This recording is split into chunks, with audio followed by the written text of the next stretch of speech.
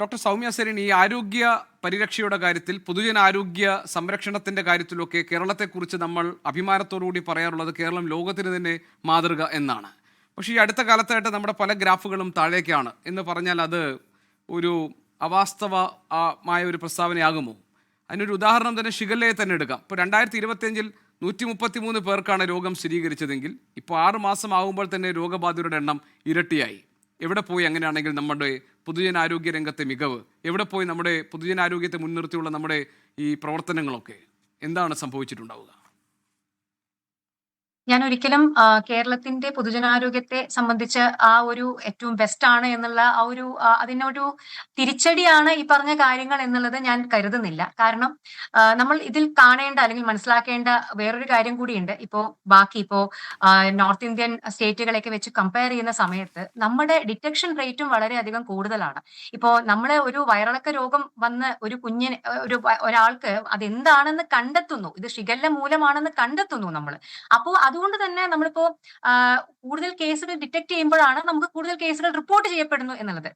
പല സ്ഥലങ്ങളിലും ആ വയറിളക്ക രോഗങ്ങൾ ബാധിച്ച് കുട്ടികൾ മരണപ്പെടുന്ന അവസ്ഥയിൽ പോലും അതെന്താണ് കാരണമെന്ന് കണ്ടെത്താത്ത അവസ്ഥയിലുള്ള ധാരാളം സംസ്ഥാനങ്ങൾ നമ്മുടെ ഇന്ത്യയിലുണ്ട്, അല്ലെ? അപ്പോൾ ഒരിക്കലും ഇതിനെ ആ ഒരു നെഗറ്റീവായിട്ട് കാണുന്നതിനോട് എനിക്ക് യോജിപ്പില്ല. നിപ്പ തന്നെ നമ്മുടെ കേരളത്തിൽ അത് ആ 2018 അത് എത്രയും വേഗം തന്നെ കണ്ടുപിടിക്കാൻ പറ്റിയത് നമ്മുടെ ആരോഗ്യ സംവിധാനം അത്രത്തോളം മികച്ചു നിൽക്കുന്നതിന്റെ ഒരു ഉദാഹരണം തന്നെയാണ്. അത് വേറെ എവിടെയെങ്കിലും, ഇന്ത്യയിൽ വേറെ എവിടെയെങ്കിലും ആയിരുന്നെങ്കിൽ ആ കേസുകള് അങ്ങനെ ഒരു സസ്പീഷൻ വരാനും പെട്ടെന്ന് തന്നെ അത് കണ്ടുപിടിക്കാനും സാധിക്കുമോ എന്നുള്ളത് എനിക്ക് സംശയമാണ്. അത് കേരളത്തിലായതുകൊണ്ട് തന്നെയാണ് അത് അത്രയും വേഗം കണ്ടുപിടിക്കാനും അല്ലെങ്കിൽ അതിന് അങ്ങനെ പെട്ടെന്ന് തന്നെ നമുക്ക് അതിന് വേണ്ട റെമഡിയൽ മെഷേഴ്സ് എടുക്കാനും സാധിച്ചത്. പക്ഷേ ഒബ്വിയസ്ലി നമ്മൾ എല്ലായ്പ്പോഴും ഈ കണ്ണടച്ച് ഇരുട്ടാക്കിയിട്ടോ അല്ലെങ്കിൽ നമ്മളെപ്പോഴും നമ്പർ വൺ എന്ന് പറഞ്ഞുകൊണ്ടിരുന്നിട്ടോ കാര്യമില്ല.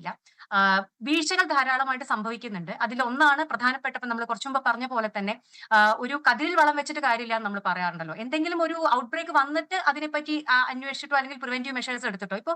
നിപ്പയുടെ കാര്യം തന്നെ പറയുകയാണെങ്കിൽ മെയ് മുതൽ സെപ്റ്റംബർ വരെ, ഇന്ന് ആരോഗ്യമന്ത്രി തന്നെ പറഞ്ഞ കാര്യമാണ്, അത്രയും സമയം അതിന്റെ ഒരു പ്രജനന കാലഘട്ടമാണ്. അപ്പൊ ആ സമയത്ത് നമ്മൾ ഇത്തരത്തിൽ വവ്വാലുകളെ പ്രകോപിക്കുന്ന രീതിയിൽ അല്ലെങ്കിൽ അവരിൽ നിന്ന് ഇത് രോഗം പകരാനുള്ള സാധ്യതകൾ കൂടുതലുള്ള മാസങ്ങളാണ് ഇത് എന്ന് പറയപ്പെടുന്നു. അപ്പോൾ നമ്മുടെ ആരോഗ്യ വകുപ്പ് അങ്ങനെ അറിയാമെന്നുണ്ടായിരുന്നെങ്കിൽ കോഴിക്കോട്, മലപ്പുറം പോലെ ഏറ്റവും കൂടുതൽ നമുക്ക് നിപ്പ കേസുകൾ റിപ്പോർട്ട് ചെയ്യപ്പെട്ട സ്ഥലങ്ങളിൽ എന്താണ് ആ മാസങ്ങൾക്ക് മുമ്പ് നമ്മൾ എടുത്ത തയ്യാറെടുപ്പുകൾ എന്നുള്ളത് നമ്മളൊന്ന് ആലോചിക്കേണ്ടതല്ലേ? അപ്പോൾ ഒരിക്കലും ഞാൻ ഇതിനെ ഒരു നെഗറ്റീവ് ആയിട്ടുള്ള കാര്യത്തിൽ പറയുകയല്ല. ഗോപീകൃഷ്ണൻ പറഞ്ഞ പോലെ തന്നെ നമ്മൾ നമ്പർ 1 ആണ്, നമ്മൾ ഇന്ത്യയിൽ തന്നെ അല്ലെങ്കിൽ ലോകത്ത് തന്നെ മാതൃകയാണ് എന്നുള്ളത് ഞാൻ ഇപ്പോഴും പറയുന്നു. പക്ഷെ എങ്കിൽ പോലും അങ്ങനെയുള്ള ഒരു കാര്യത്തിന്റെ അതിൽ മതിമറന്നു പോവാതെ നമ്മൾക്ക് പറ്റുന്ന എവിടേക്കാണ് നമുക്ക് വീഴ്ചകൾ പറ്റുന്നതെന്ന് കുറച്ചുകൂടി കണ്ണു തുറന്ന് കണ്ട് അതിനെ കറക്റ്റ് ചെയ്യാനുള്ള മെഷേഴ്സ് കൂടി നമ്മൾ എടുക്കേണ്ടതുണ്ട്. മുന്നൊരുക്കങ്ങളുടെ ഭാഗങ്ങളിൽ നമുക്ക് ഇപ്പോഴും വീഴ്ചകൾ സംഭവിക്കുന്നു. പ്രധാനപ്പെട്ടതാണ്. ആരോഗ്യ പരിരക്ഷയുടെ കാര്യത്തിലും പൊതുജനാരോഗ്യ രംഗത്തെ മികവിൻ്റെ കാര്യത്തിലുമൊക്കെ ഒന്നാമതെത്തി നിൽക്കുന്നു എന്നത് നല്ലത് തന്നെ.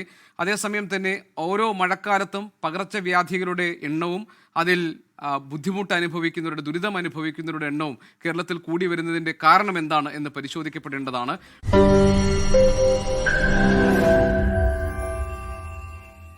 ലോകത്തെവിടെയായാലും ഏത് സമയത്തും 24 വാർത്തകളും ഓഗ്മെന്റഡ് റിയാലിറ്റി പാക്കേജുകളും എക്സ്പ്ലെയിനറുകളും വിശദമായി കാണാൻ ഞങ്ങളുടെ യൂട്യൂബ് ചാനൽ നിങ്ങൾക്ക് സബ്സ്ക്രൈബ് ചെയ്യാം.